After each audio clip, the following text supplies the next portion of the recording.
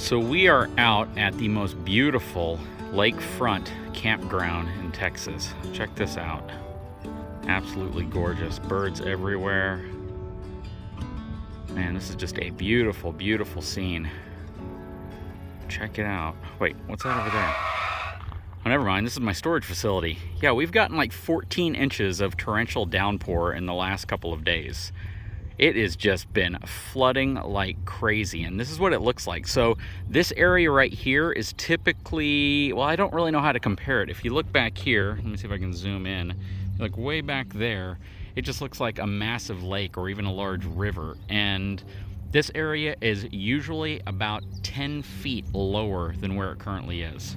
You heard me right, 10 feet lower. This is what it looks like right now. It's probably about 4 feet from cresting over into this area right here. And I think at this point it's going to be draining because we're not expected to get any more extremely heavy rains in. But just check this out. This is crazy. You could actually use this area as a campground. Just wanted to point it out. And we got planes flying overhead. If you watch my videos a lot out when I'm doing work out here, I'm frequently interrupted by touch and goes that the Navy does. Crazy, huh? Anyways, let's get to the video.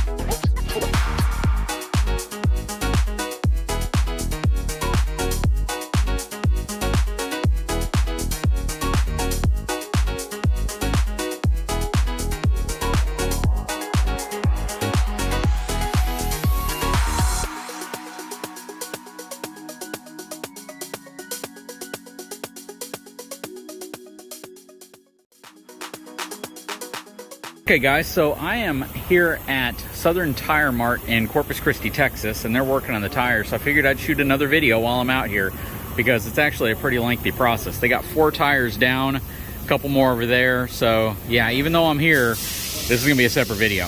But what I wanted to show you is the rollers I had installed. I had a mobile welding technician come out to the RV at the storage facility and weld these on. Now, he welded them to a 1x2 inch channel right here, very thick, looks to be probably, I'm gonna say 8 gauge, and he welded them to the bottom, but then it's not supported by the bumper. He welded them to the part of the frame coming in right here as well, so it's balanced across both the frame right here, or at least this support, and the back. Now remember what I told you in the video, this is not to prevent damage from happening. This could very well cause damage if these have to hit the ground and be used. They're only spaced about 1/2 inch below this piece right here, so they'll only come in contact if this portion is about to come in contact. But why did I install them if they're not there to prevent damage? What they're there to do is help get you out of a situation that you might be in where you might cause even greater damage. That's the whole point. I understand what having these on the RV could do. I understand that these aren't going to be there specifically to prevent damage from happening or twisting my frame. But if it's the difference between being caught up on something that could potentially rip this whole back end off versus being able to pull myself free and then figure out what I can do about the rest of it later, that is worth it to me. Mainly because, again, if these ever make contact with the ground, something has happened to where I've bottomed out the back, and hopefully it prevents any damage. Hopefully they just give me that extra capability to roll free of an obstacle. But I also understand what putting these on could potentially do if I have to use them, so just keep that in mind. And that's all based off of the fact that people have hung up this section of their RV whenever they've gone down a dip, pulled into gas stations, pulled out of RV parks that had too much of an angle, and it really does a significant amount of damage. And in many ways, the RV just gets stuck and jammed up, and then you have to get a wrecker out to pull the unit free, to lift it up, to do all sorts of strange stuff that can do even more damage. So again, my entire point of this is to mitigate the total amount of damage that could happen. So while we're back here, let's go over a couple of the other things that we had done. We had the rack installed, very cool. we had to elevate it 4 inches higher than it normally would be to clear the 50 amp connection right here. So now we have plenty of room to open up the cap and get to that. We did that by actually adding this section of 4x4 bumper. This is part of the old bumper. LCI came out and installed a new bumper. They mounted all of this in place, and when you look at the bumper here, they put it in place to allow these pads to rest on this section whenever you have the rack down, which is required. They welded it here, and they welded it here and on the back side.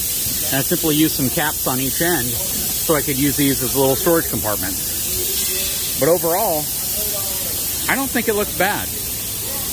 You know, when my wife saw it at first, she's like, wow, that actually looks really cool. That looks kind of beefy, and I'm glad. So the other thing is I'm able to use my little Camco sewer hose holder that magnetically attaches to the end by insetting this 1/4 inch in. So that only takes a little bit of the lip to be able to hold it in place. Still got my 2-inch receiver. Now I have a rack on the back rated at 350 pounds, and according to the Lippert technician, the way he mounted it should not take away from that at all. All in all, not much steel was added to make this happen. There was a little bit of steel added, but not much. So whenever you talk about total amount of weight that's now on the back, you're probably talking about maybe 100 pounds more. Or some people might say, by adding all of this to the RV, did it void the frame warranty? Well, this section didn't, because it was all done by an actual Lippert technician, a mobile technician that came out, welded it all in place, and made sure that he mounted it in a way that wouldn't impact the frame negatively. Adding the rollers, on the other hand, are definitely not something that LCI approves of, because they're not specifically designed for an LCI frame. They're kind of a universal thing. And just simply by attaching them to your frame, you shouldn't have any warranty impacting issues. For instance, if you have a frame issue that would normally be covered under warranty, had you not had these, then you should be fine. The key here is understanding if you do use these and they see that they've been used and then they see associated damage to the RV frame, then indeed your frame warranty would probably be voided. So you just want to keep that in mind anytime you're dealing with adding something aftermarket or welding it to your frame. Anyways, guys, this is a very loud shop. I'm going to get back to filming the guys working on the tires, and hopefully we'll be done and wrapped up with that pretty soon. And I'll have my brand new Continental HTL2 Eco Plus tires on. Awesome, awesome tire. Replacing the Goodyear K-Max tires that came with the fifth wheel. Really a good tire as well, but 62 mile an hour maximum speed rating on the Goodyears just wasn't going to cut it. So these new Continental tires have the same load rating, the same ply rating, are the same overall size, but have a 75 mile an hour maximum speed rating, which just gives you that margin you might be looking for. Anyways, guys, if you haven't had a chance, please take a moment, subscribe to my channel, give me a thumbs up, and we'll talk to you again very soon.